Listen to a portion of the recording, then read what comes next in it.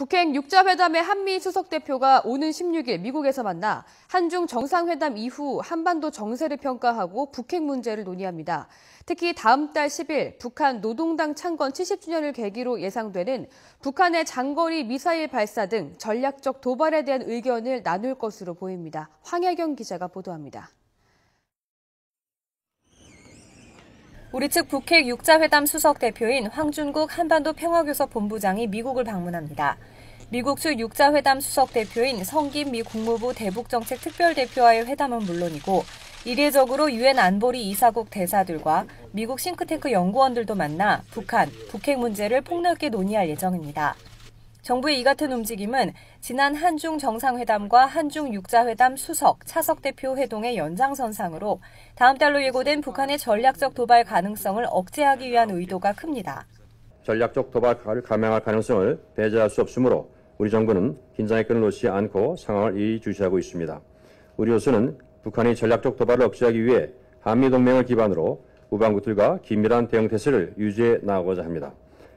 만약 북한이 다음 달 노동당 창건 기념일을 전후해 장거리 미사일 발사 등을 감행한다면 애써 마련한 남북 대화 분위기도 물거품이 될 공산이 크기 때문입니다.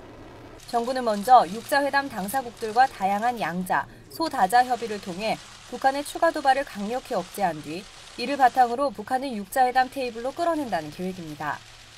올해는 북한이 핵무기 파기를 약속한 9.19 공동성명 10주년에 광복 70주년이라는 상징적인 의미도 있는 데다 내년에는 미국 대선이라는 변수가 있는 만큼 정부는 6자회담 재개를 위해 최대한 속도를 낼 것으로 보입니다. 이번 한중 간의 협의를 미국과도 협의해서 더 이상의 북한의 무력 도발을 용납하지 않겠다는 한미 중에 단호한 메시지가 북한에 전달되어야 합니다.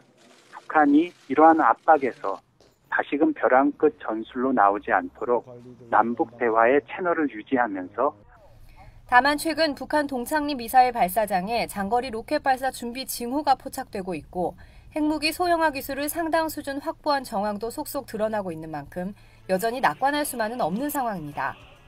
추가 도발은 용납할 수 없다는 중국의 강력한 메시지와 정부의 발빠른 움직임, 또 월말로 예정된 미중 정상회담과 한미일 외교장관 회담 등이 성과로 이어질 수 있을지 주목됩니다. YTN 황희경입니다.